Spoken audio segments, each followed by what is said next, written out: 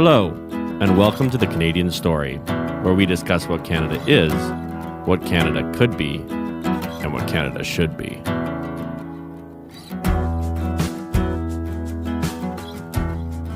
Hello, everyone, and welcome to another episode of The Canadian Story. Today, we are joined by Mikaila Emrich. Mikaila graduated the University of Guelph with a degree in commerce, and she is an advocate for fitness and nutrition and concussion awareness. So, Mikaila, welcome to the show. How are you today? Thank you so much. I'm so excited to be here. And for your listeners, I want to paint the picture of this most beautiful cavern we're in right now. Yes, cavern is a good word. Cavern is the perfect like that word. There's so much character, old stone walls, and it literally feels, I said to Zach when I arrived, like you've walked straight onto this immaculate movie set that's been just placed with all of these very characteristic items and musical instruments. It's so cool. Well, thank you very much. That's well. that's This is the what do they call it? The house that Zach built. Correct. Yeah, I like it. I mean, they what did they say? What was that baseball player? The house that Ruth built. Yeah, like Yankee Stadium is the house that Bob Ruth. Right. I should know this. Babe Ruth. There we go.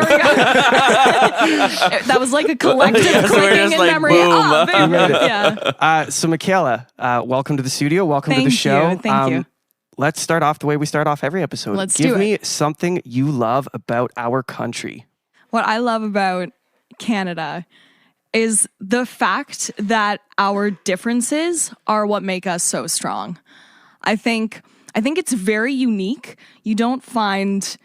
I don't think you can find it anywhere else where the normal is being different. Yeah, and true. That's very true. Yeah, and that is what unites us all. And I think that ability to belong no matter who you are and just be accepted for that difference, it makes us very culturally diverse, but also so rich because you can experience and understand different flavors, different foods, different musical styles, and it's seen as completely normal. I think for humans to understand one another in that way is a really powerful thing. Yeah, we share foods like all the time. We've talked about this with Senator Leo. Like you have, Indian on Ramadan, but sometimes I just go for Indian because I want to. I don't have to have it on Ramadan.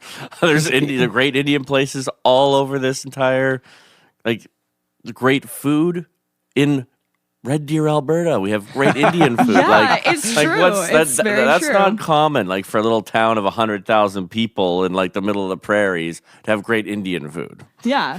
Well, I think you can just enjoy things for the sake of enjoying them. Exactly. And take so much, you can just be in so much wonder of all of those differences. Yeah, I love that. Because we are so open to immigration and we bring so many awesome people here, there's so many flavors that you can sample right within your own country. And I love the ability to do that. I think it's really, really fun. Mikaila, there's so much that I want to get to today, but I want to start, I'm most excited to hear your story about having a concussion. Did you have one or multiple? So I've actually had 7. Oh my no. gosh. I've had 7 concussions. Yeah. Wow. So what was the worst one? Let's just go there. Yeah. Let's just go to the bottom of the... Yeah. So I think the worst, I can't even, you can't categorize them because each one has come with different. I always say that challenges are gifts in disguise. Yes. You have to find the advantage in things, or else it's kind of just, it is what it is. It's not good. It's not bad. You have to find out whatever that experience means to you means. So I always find the advantage in it. But the one that I think would be the one that was the most challenging was the 6th one. So that one was a 6-year recovery process. Years. Yeah. See, I believe that. So my mom, I would say still, she's mostly over 1, but I think it was maybe 6 years ago that she got it, and she's still dealing with some remnants of it. Both of my sisters were high-level gymnasts, and so they both incurred some pretty serious concussions. Yeah. I remember there was one ambulance ride my father took to the hospital with my older sister, Aisha, and she would ask my dad the same question every 10 or 15 seconds. Yeah. Like, what day is it? Where are we? What's going on?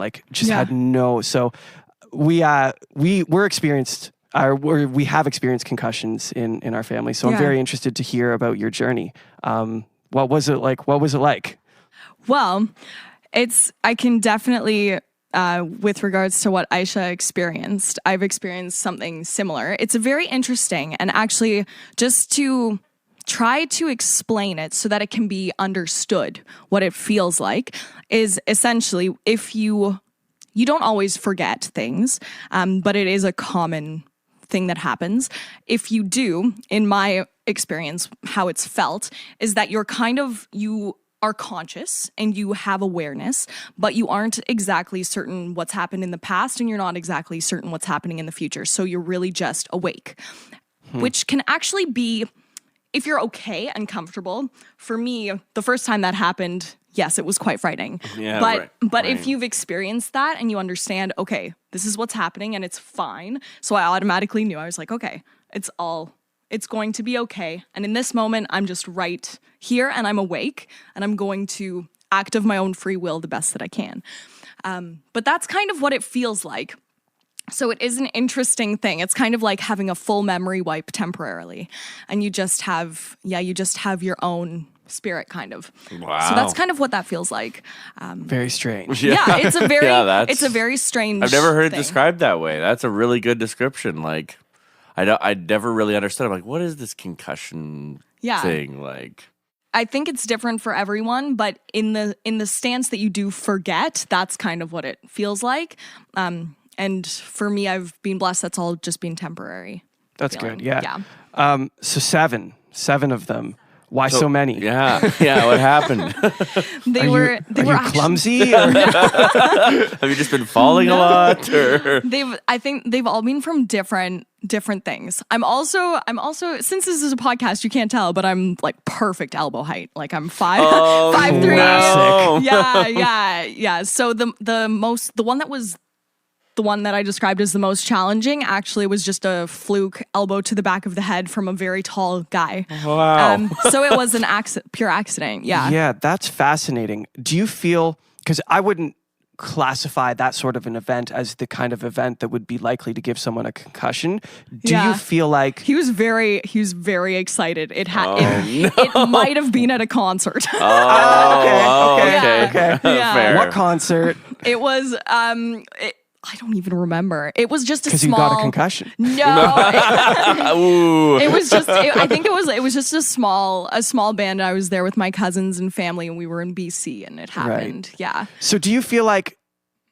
I think people talk about the more concussions you get, the more prone you are to getting concussions. Yes. Do you feel like you would have gotten a concussion from that event had you not suffered at that point 5 other concussions? I mean, it was pretty hard. No, right. Okay, fair enough. Fair. So you know what? I can't say. I have no idea what would have happened, but I actually am so, in reflection, I feel very blessed that it did happen because that experience was what you take. It's what you take from everything. Right? So what did you take from it? What did you learn? I think, over the 6 years of having it, it's kind of like, similarly to how a movie has different themes, it's kind of like man versus nature or man versus himself or resilience or any of the transformation, whatever you take from that movie. And so you kind of have to take those situations and create your own character from them. So you take your own free will in your hands and you decide that it's not up to the circumstance, it's up to you what you make of it. It's personal responsibility. It is, yeah. So not feeling sorry for yourself. Yeah. And so if you wake up every day and you are aware that there is this what you perceive as a challenge, it's actually also an opportunity. So the ability to take that view and apply it to anything. I'm not sure if I would have had that perspective had I not had to wake up with that, with the concussion for so long. I love that. So let's talk the road to recovery. So day 1 after the concussion, where do you start? Well, I wake up in BC and then go on a 2-week road trip with my family doing all of the adventurous activities. Oh no. Which actually it was wonderful, and my family was very understanding, and it was fun. But immediately thereafter, it was like, okay, let's go get everything checked out. And the checking out part from doctors is always interesting. I'm not particularly one that likes to have other people tell me what's possible. Right. In terms, and I don't think anyone should go purely off of anyone's advice except what you feel is right. So a lot of doctors had predicted that I wouldn't graduate, or that I wouldn't be playing sports again, and that was just how it was going to be. But I think that it's very important for everyone, whoever you are, do whatever you do, to only you know what you can do. So the recovery it felt like a lot of that, but that was also a blessing because you get so in touch with what you know is possible for you. That you are the one that is choosing. You overcome that idea that someone else can dictate your own destiny, right? Yeah, I think that's such a theme for everyone, isn't it? It's kind of like you are the maker of your own reality. I mean, we're one of the oldest myths out there is that we're made in the image of God, and what is God? A creator, right? So if we're in the image of God, what are we? We're creators, Right. Yeah. That's very wise. Yes. Yeah. So you went on this 2-week road trip. I did. Zach's reining us back in from our universe chat. Come back in. Yeah. We'll get to the universe eventually. So you went on this 2-week trip. Maybe not a good idea, but I'm sure you had a great time.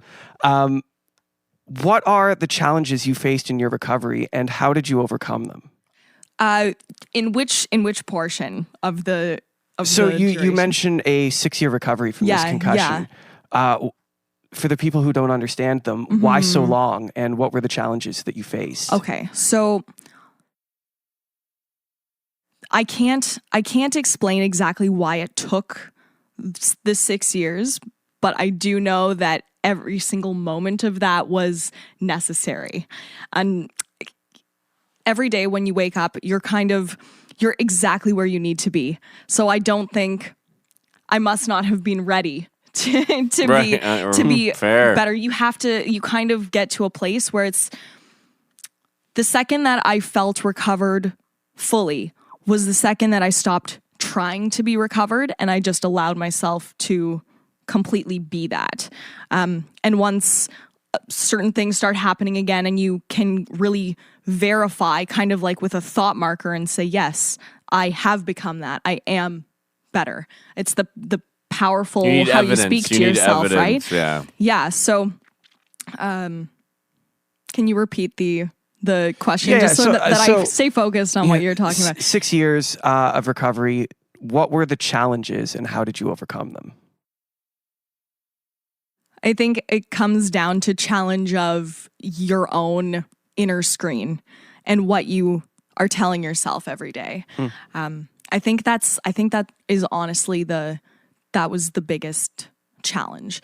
But also, So what were you telling yourself every day? Well, I was at school, so I was at the University of Guelph, and Right. it's just like you're presented with situations. So for me, one of the symptoms I experienced was that at the beginning, I couldn't focus my eyes. So I was hit at the back of my head, which affected the occipital lobe, and then therefore my reading abilities. And so this happened right after my first year of school.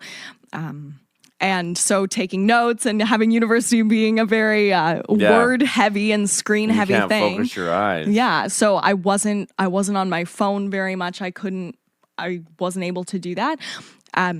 But that challenge was something to overcome, and it resulted in basically it was like, okay, go to school, to give my all, focus as best as I can, drive home, sleep. Power naps became totally a thing, and I still do them because I believe there's so many physiological benefits to a good power nap. But yeah, so that for a while, it kind of looked like, as well, I couldn't handle bright lights very well, so I would go into a grocery store. Right. Yeah, I'd go into a grocery store, walk around for 30 seconds with my mom and say, I have to go lie in the car. So that, of course, I grew up as an athlete too. You mentioned that your sisters were gymnasts, so I figure skated and played soccer, and I loved those things. So I had very strongly identified my self-image with being an athlete and identifying as well with like just the feeling of feeling capable and feeling confident, because when you partake in sports, you build that and you spend your life building that and knowing yourself in that way. And then when you're suddenly unable to do those things, it's such a test. It's such a test of, I wouldn't say test, it doesn't have to be serious, but it's a, that's what I mean when I say, how do you speak to yourself? Yeah. Like, well, exactly. Yeah. It's like you're gonna What's rise the story from this, you're gonna tell yourself? Yeah. Yeah, I mean, exactly. It's all in the story. It's got to be difficult loving sport and loving movement, and then being told that, by doctors that you maybe won't even graduate. Yeah. And you probably weren't playing sports I at just that took time. that as a challenge then. I was like, okay. All right, sure. I'm gonna I do sometimes it. wonder, like they did that to our cousin Dan. He fell off a ladder and shattered his heel. Oh, man. And they're like, this is a life-altering injury. You'll never walk the same again. And he's like, no, I'm going to walk again. Yeah. He's like, yeah. and he's Will basically is fine now. The will will is is a powerful I think thing. belief is the most powerful thing that Yeah. humans do. And everyone's like, oh, that sounds so hokey. I'm like, think about it this way. Imagine just a patch of dirt, and I say, I'm going to build a house there. Yeah. And then what do? Eventually, suddenly It's there's a there. house there. That is belief. It's just pure belief. Nothing else. Yeah. Well, everything that is here is because someone had a thought about it. Yes, exactly. And decided to take the action to do it. Yeah. Yeah. Yeah. Yeah. Will is such a powerful Oh, thing, and it's the not to be most powerful underestimated. thing, Yeah. yeah. Yeah. You get to decide, which is Yeah. cool. You get to decide what you make of your life. yeah. I love that freedom. You don't get to decide necessarily what happens to you, right? But you get to decide how you respond to it. Yeah. And yeah. that's the key, right? It's very cool. Because anything horrible, I could like get in a car accident and become a quadriplegic tomorrow, and I don't get to really decide that if I want to act in the world. There's danger, but we do get to decide how we respond to what happens to us. Yeah. And when you just kind of allow yourself to be and you have that trust in yourself, it everything becomes very easy. Yeah. Right. Well, and so how did that happen for you with the concussion? Like, was it basically an acceptance? Was it like, okay, I accept that this is how I'm living now? Yeah. I think it, well, it's tricky. It's tricky too, because that inner fire in you, that drive in you, that for me, it's maybe part of my personality, but it just wanted to be better so that I could go and do this and go and do that, blah, blah, blah. But the fact that I just had to be forced to be at peace with what was and look at it and say, okay, it's not good, it's not bad, it's not hot, it's not cold, it just is what it is. And if you can look at any situation without placing a filter of your own perception over it, that's how you find peace. Yeah, and that's also what gives you the ability to act of your own free will. And like you said, it doesn't matter so much what happens. Then you're more so training yourself. You're not training for like one certain event or placing all this pressure on something happening or not. It's that whatever comes, you feel capable of. Yeah, it's like managing. instead of trying to organize the chaos of the future, I simply say I will organize myself and I will be able to respond to the chaos of the future, right? David. Smart man. Smart man. Smart man. Such a smart man. Like, I love it. I want to talk nutrition, because you mentioned that you were Yeah. very much an advocate of nutrition. How do you approach eating? It has changed. I think for everyone, it's kind of a process with your own, when it comes to your own biomechanics, is exploring it. Like the body it's basically a sensory thing for you to experience life in all of its multitudes. And so for me, it's very much about functionality and being very observant about how different things affect my body in different ways. So initially with the recovery is when I really started paying attention to nutrition. And so that entire process, it began really with a passion of bodybuilding. And then because that was kind of the activity that I was capable of doing, it wasn't very high impact. And it was just an individual Oh, sport that you interesting. could kind of gradually build upon. Which allowed you to stay in sport. Yes, I know. Sneaky. I had to keep my body going. Yeah. Well, you do what you can, right? Yes, and it's right. actually still a passion. Like I'm going to the gym at 3. I'm so excited. That's great. But yeah, so the nutrition part kind of aligned with that. And so I learned all about the carbs, proteins, fats, experimented with macros, and just understanding exactly what fuel would allow my body to perform well, but also my brain. Because then at that point, with the concussion, you have the awareness that your brain health is very important as well. Right. So you want to give yourself, it's kind of like with food, you're giving yourself all the building blocks to be able to perform at your optimum capacity for Yeah. everything that you do. Yeah, I love that. So what does your diet consist of? So I really enjoy making my own recipes, and I find I used to do things that were so complicated, and really actually enjoy experimenting in that way. But I've also found recently that I'm really into just clean, basic foods with awesome spices, awesome like citrus, like a lemon drizzle on something, just very basic. I find that really impacts the clarity of mind. It really True. does. Yeah. True. Okay, now you are asking everyone that comes onto your podcast all kinds of questions, and I want to make sure that your listeners get to know you a little bit too. So what about you? You mentioned you're really into nutrition as well. He barely eats. I barely eat, yeah. Well, so it originated growing up because my family has had tons of food allergies.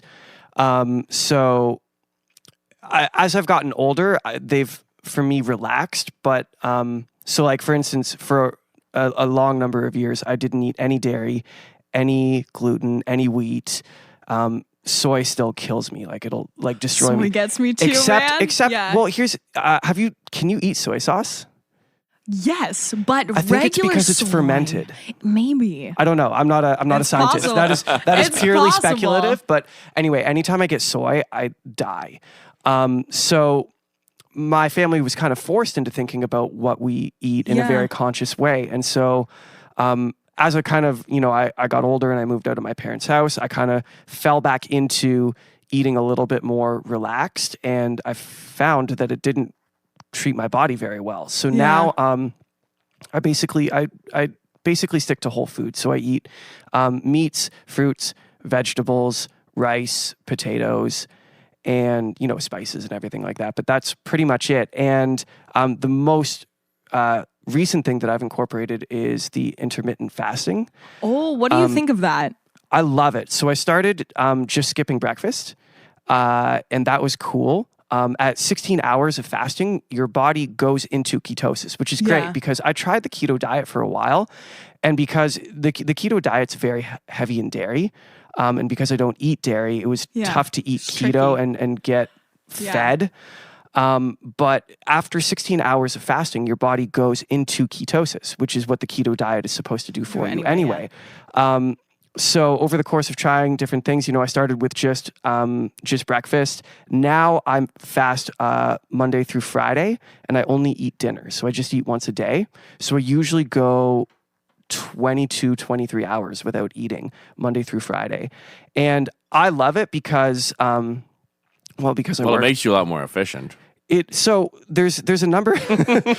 I mean, you don't spend time eating, which is and I'm like hours of the day you're saving. I'm a workaholic, so I work a lot, and I do find my mental clarity is better off food. So when I would eat, so when 100%. I would skip breakfast and then eat lunch at work, I would find my afternoons a lot less productive. And when I then cut out lunch, I carried my mental clarity far further out into the afternoon. And I haven't done too much reading but there's into just it. basic biology on this. Think about it for a moment, right? Like the hungrier you get, the more your mind should have mental clarity because it's like, okay, we got to find food. Like, Well, it's You very turn into a caveman. It's No, very you're old. I watch it with my dog all the time. The longer that if I don't feed her for like the second time she doesn't have a meal, higher energy, more clarity, more focus.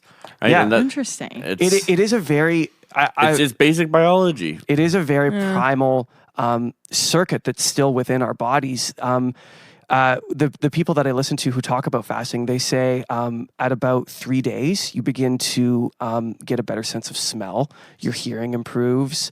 Like crazy stuff happens to you. I haven't tried fasts I did that. a week once, like a full week of just water, and it was one of the craziest experiences. Your mind, you realize how obsessed you are with food. Like that basically as humans, we worship food. It's just that we have enough of it now to take that away. But as soon as it's gone, you become consumed by it. Like it's all you think about. It's all you want to think about. It's all you care about. And this is why, I mean, Auden said hunger allows no choice for the citizen or the police, right? Like, Yeah. Like it's fundamentally, if we don't, we don't realize what poverty's like, a lot of us. Sure. Yeah. Oh, wow. Yeah. And I mean, we grew up like probably like lower middle class, but like really real poverty, like you're hungry all the time. Yeah. And that's something that I had to learn through fasting. It's okay to be hungry. Yes. Like just because you're hungry doesn't mean that you need to eat. It might even be good not to eat. And so fasting has tons of benefits. The mental clarity is great, but I don't. This is funny saying to a bodybuilder, but I don't incorporate a lot of fitness into my day to day. I spend a lot of time sitting. I usually do 8 to 10 hour days at the studio, and I'm sitting at the studio, and then it's a 40-minute drive to and from the studio, and I'm sitting in my car. So I do a lot of sitting. So just as a practical element, only eating one meal a day during the week helps me not get fat. Yeah, fair. But I actually had a question for you then. Sure. As a bodybuilder, how often are you at the gym? What is your fitness routine? Tell us about that. Okay, so I love the bodybuilding part still because it's such a focus of energy into one specific thing. It's very much the mind muscle, and it's also very much, as you were talking about, mental clarity. It's a time where I think the mental clarity aspect can be carried out all day.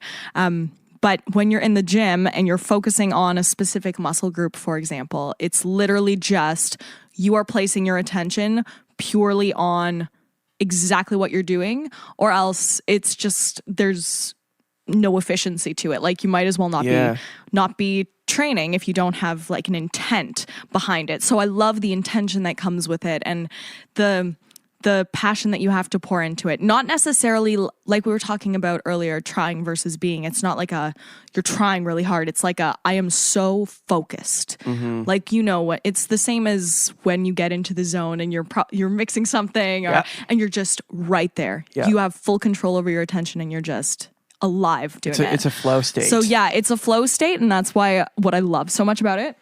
I'm just going to put down this wonderful coffee that Zach gave me in his Red Rocks pottery mug. I like that mug. I like that mug too. It's awesome. Mugs with character are the best. Yes. Yes. So currently the training that I am enjoying, I actually train. I love training every day. I know you're supposed to take a rest day, but honestly, for me, I didn't mention it, but I had spent a year to 2 years, like somewhere in that range, just lying in my bed. Like I couldn't really do. My mom was the same way. Yeah, I couldn't really do physically very much until I decided that it just wasn't going to fly anymore. And I started kind of just starting even with like 30-second increments on the treadmill until you can build up. Wow, yeah. Yeah. So anyway, now every day that I can go, I will go because I feel so blessed to have a body to move. Because it's a privilege. Right. It's such a, like it's good right like, there. That is you. truth. Yeah. This is kind of like your exploratory vessel. Yeah, like Yeah, why are you seriously. not treating it well, folks? So I love going every day. I know you're supposed to take a rest day, but then I do push, pull, legs, and I just repeat that because the 48 push, pull, legs. Yeah. Explain that in more Okay, detail. sure. So basically push muscles would be anything like if you imagine and you put your hands up and then you were to push against a wall. Just for example, you would use your triceps, your chest, and your shoulders. Yep. So that would be those muscle groups would be a push day, yeah. And then a pull would be back and biceps because that you're pulling that amp in the corner and you're pulling it towards you, you're going to use your biceps and your back. And then the amount of time in between, so if you do the split, the push-pull legs, I found that's been working really well for me, just for recovery purposes, giving each of the muscles. Gives you a 3-day recovery, Yeah, exactly. That's okay. What about your core then? Where does that fall into those 3 days? Usually I find that if I am fully engaged in every exercise that I do, every exercise requires you to have a stable core. Yeah. So I don't isolate core per se. Sometimes if I feel like it, I might toss in an exercise. But if you're doing a squat or you're doing like a bench press or something, you need to have activated. You need to have a strong core or else you're going to snap in two. So I find that it gets its work regardless. Yeah. Okay. You said something really, really cool about the mind muscle of working out. So would you say that you appreciate and enjoy the strengthening of your mind through exercise as much as you do the body? Yes. Dive into that. So I want to hear more about for people that. who have worked out. Well, I mean, I think everyone has worked out, but people who work out consistently, I think she touched on something really, really cool. It has a lot to do with your mind, and you kind of get to decide how far you're going to push your body, and your body has more to give you than what your mind wants to let loose. Yeah. So talk about that sort of play and training your mind. Okay. There's so much that you could get into with that. First of all, I think choosing, and you guys will like this because you like music, but I think choosing an appropriate soundtrack for your workout is such a big part of it. Can I say something embarrassing? Please do. Did you Always. Last time Always. I had a gym membership, which is a little while ago now. Toward the end of it, the only song I could work out to was Wolves by Selena Gomez. And I would gets very specific. Yeah, and you start I would just finding wander words. around the whole time. The whole time. They have different beats per minute, and I you would have just to find wander words, around the gym hoping no one could hear my headphones because I was only listening to one song. Wow. I go through those phases too. Like there's a song called St. Elmo's Fire, and for such a long time it was like got St. Elmo's fire burning in me. And you get to the point where you come to a place where it doesn't feel like it's you, and it's not like a forced effort, but all you're doing is you're focusing your attention on the certain place. And it's not like it's very interesting because when you have that connection to the muscle, you don't actually have to exert so much. I think in the present moment, you would call it just petty intention. So like that inner intention, and that you're trying so hard, but something with your breath, something larger happens, and all you need to do is really focus your attention on it and feel the muscle. Like you feel it working, you feel it burning. And you touched on something too with the single song and the beats per minute, and actually just having that consistency, like a certain control over your breath, and a certain control over your movement, and a certain focus that you can't have if you're having an inner monologue about anything else. Yeah. Right. So it's a meditation. 100%. Yeah. And actually, one of my friends is also one of my best friends is into bodybuilding too. He always says that he worships at the Iron Temple. And I only for the very first time now understand what he meant. What you just described is you have to empty your mind. And Kierkegaard said, purity of heart is to will one thing. I love your quotes. They're great. David reads a lot of books. Yeah, that's true. Too many, probably. I would not say that. David, give everybody a book to read. Right now? Yeah. Well, I think the most important book that anyone could read right now is 0 to 1 by 0 Peter to 1. Thiel. Peter Thiel, yeah. Okay. Because we've lost, as a society, we're just lost. We're we're utterly lost. And if we can't figure out how to start innovating, then the human experiment ends. I don't think the human experiment's going to end. I think so. I think there's. I mean, the number of ways that we can destroy ourselves right now has never been higher. Right? Sure. Nuclear war, and I'm not saying that humanity would end. You know, we would descend into another dark age, and we would have to spend a long time getting civilization back. Right. I think it's what we are as a race placing our attention on in terms of what development actually is. Yes, it's Like- it's Oh, that's belief. very interesting. It's belief. Yeah. It's focus. Yes. It's just Dive into that more. What do you mean by that? about I think it's really in every moment we're standing, like you're standing at the frontier of this moment right now. I think there is such opportunity if we look at development with different standards and different normals. For example, harmony with one another, understanding one another, and basically, to summarize, unity consciousness, just having that awareness that it's actually we're not not in this separate alone. We're not separate from each other, and there needs We need to stop pretending we are. there just needs to be I think more focus on development, not per se against anyone, not per se in competitive ways, but rather rising together. Finding ways to help each other. Finding ways to help each other. One of my favorite, Jordan Peterson's 12 Rules for Life, one of the chapters is assume the person you're talking to knows something you don't. Yeah. And I think everyone does. And it was funny. I was reading the book on tour and I was reading that chapter and I was like, that's an interesting idea. Yeah. And then we were in a casino and I went down to one of the bars to eat chicken wings because I'm obsessed with chicken wings. And I can eat chicken wings because it's just meat. And it doesn't give me an allergic reaction. Right. But I was reading that chapter and I ran into someone at the bar and I was like, I'm just going to talk to this person and carry that mentality into this conversation. And now we're friends. And I love the dude. I respect him.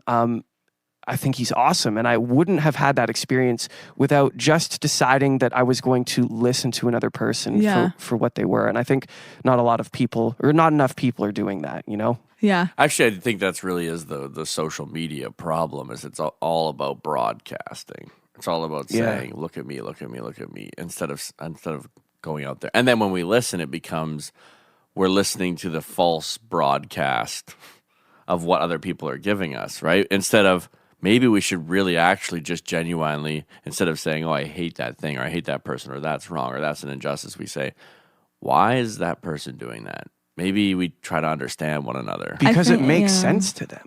Yeah. I think, well, I believe it was Abraham Lincoln who said that, or I think it's Abraham Lincoln. Well, we Perhaps. can find out. We'll find out. Said, I don't like that man. I must get to know him better. Yes. Oh, I think it was Lincoln. Yeah. I think it really just comes down to that. And like we were talking about before, it's not that everything just is. It's not that it's good or bad. You just don't, when you listen to someone and we just don't place a filter of our own experiences over it. But it's just a genuine, this person is the same as, like, you go into a forest of trees, you don't judge any of the trees. You just look at them in marvel and you enjoy them. And accept them as they are. And you accept them as they are. Like, you observe them and soak in, like you said, just the pure reality of it. Yeah. So you do that when you listen to someone too, and you just enjoy them for exactly what they are. I think that's really something that is part of the Canadian story, like you said at the very beginning. Yeah. That's what you love about Canada. I do love that. We kind of do that. Sometimes we fail at it, but not that much. We're imperfect, but Yes. we do a good job of it, and I do love that about our country. I really do. really quickly before we wrap up, I wanted to touch on your music. Tell me about your music. You just put another song out. Yeah, my brother and I just released our second song, which is called Unfiltered. And we carry a lot of actually what we talked about today into our music. So the idea of harmony and unity and just, celebrating one another. So our music is always done with that intent. We are really excited about it. That's cool. And where can people find your music? They can find it on Spotify under the name Mikaila and Alex. That's sweet. Mikaila and Alex, there you go. That's a good name. Straightforward and easy to remember. Yeah. So what's the plan with that project? Are you guys working on more music? Are you doing more songs? Yes. So we had our first band. We wrote our first song in the backseat of a car during a road trip. Right. Yep. I believe the song's title was The Power of Rock, and it was followed closely thereafter by our second song, Code Red. There you go. So, we heavily influenced by things like Guitar Hero and rock, Bon Jovi, Rush, all of that good stuff. Just the good old classic rock and roll. Exactly. Our dad actually used to drive us to German school on Saturday mornings and would play us different CDs and ask us to name the album name, the name of the song, name of the artist, the whole thing just by hearing it. So I think that was kind of when both of us started to love it. Yeah, and it was like a collective. It was something that the two of us really shared and enjoyed together. So now both of us have kind of gone on our own paths and our own journeys, but that common love and root of the music is very strong and still exists. And we thought, why not just do something with it? And Alex is quite incredible, as you guys connected over his music. Yeah. Over both of your music. He's very talented.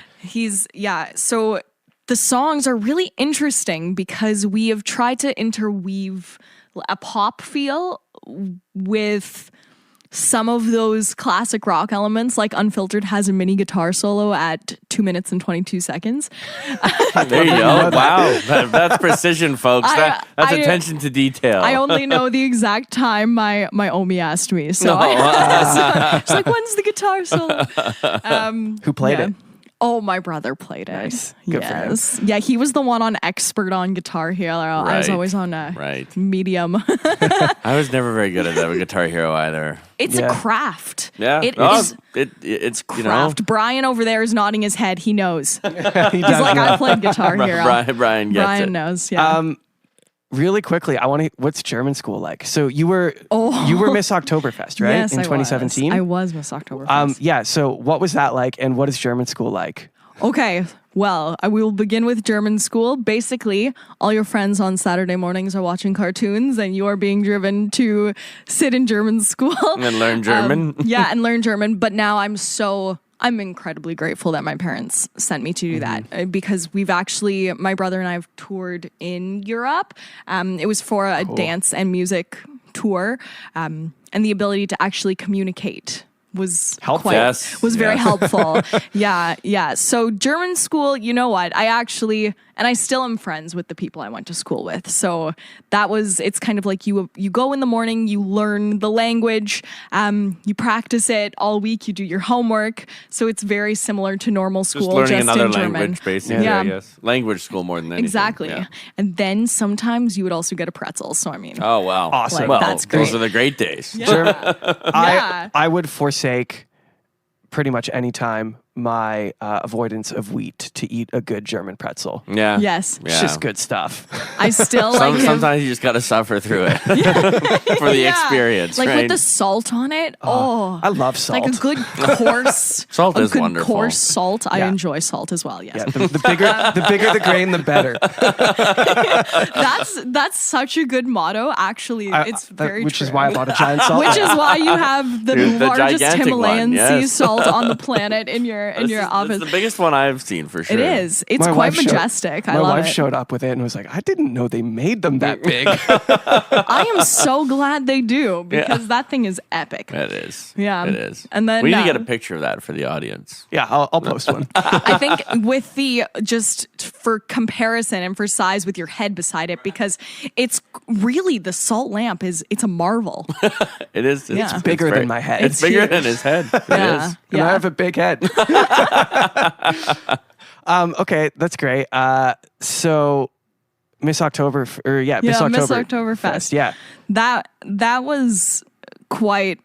I don't know where else you would find an experience like that. Is Because this in Germany? no, this Oh. was So- here in Kitchener-Waterloo. And Kitchener-Waterloo, if I'm correct, is the largest Oktoberfest outside of Germany Yes. itself. yeah, is it that's not? correct. Yeah, And you were Miss Oktoberfest Yeah. of that. So was. how did this happen? I was. Well, Is it a competition? Do you have to apply? Yes. So I had been in a German dance group, actually, the same one that my parents met in.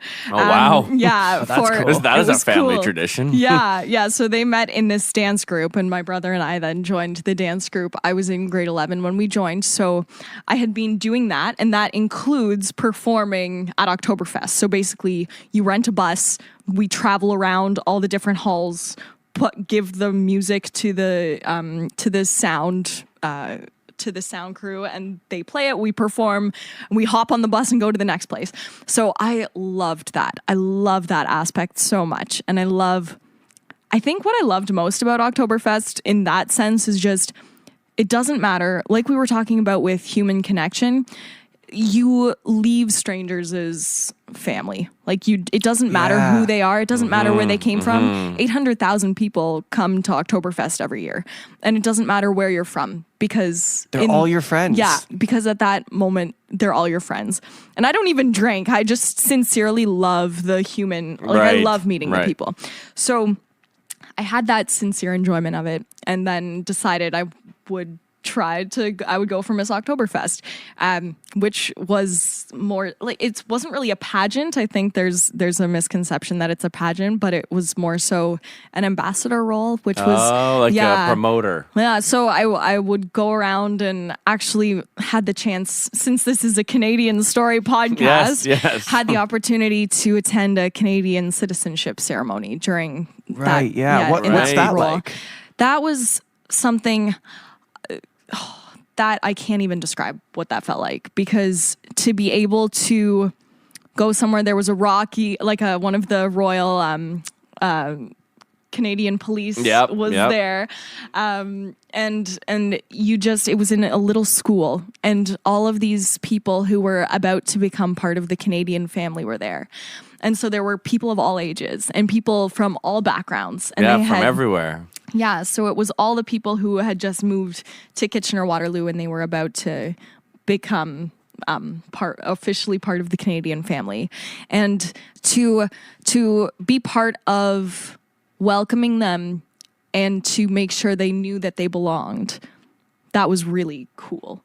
That's the Canadian story. That's the Canadian story there. But it shouldn't have to end at a citizenship ceremony. No. It carries through in every one of our interactions. And I think that's part of our responsibility as a human race, is just to make sure everyone feels that belonging all the time. I love that. That's amazing. Thank you. I think that's a great spot to call That it. is a good spot to call it. There Yeah. it is, right Mikaila, there. thank you so much Thank for you your for time. Thank you having for me. coming on our This podcast. was great. Yeah, I really enjoyed talking with you too. It's I mean, we have the best job in the world. We do. You really do, and you live in this Spanish cavern. No, you don't live here. But No, not you everyone don't live lives here, here. but- Sometimes it feels like I live here. this wouldn't be the worst place to live. It's pretty sweet. No, I enjoy it it. really wouldn't. Well, thank you It's so much pretty for your cool. time. Thank you for Awesome. coming on the podcast. Thank you we so much for appreciate having you. me. Do you have anything you want to leave the listeners with? Where do we find you online? Oh, you can find my Instagram is at Mikaila Emrich, and Oh, I said your name wrong. I'm sorry. Oh, I said it's Emrich. okay. It's It's Emrich. okay. Emrich. Yeah. It's German. I should have picked that up. German. I'm a quarter German too. I should know that. Yeah, Gerber. Yeah. Yeah. I think it really just comes down to be kind to one another. Everyone knows that, but it's the simplest thing, and everyone knows it, but maybe we should start doing it more. Yeah. Intentionally doing it. Yeah, we're all in this together. Yeah. I love that. Thank you for listening to The Canadian Story.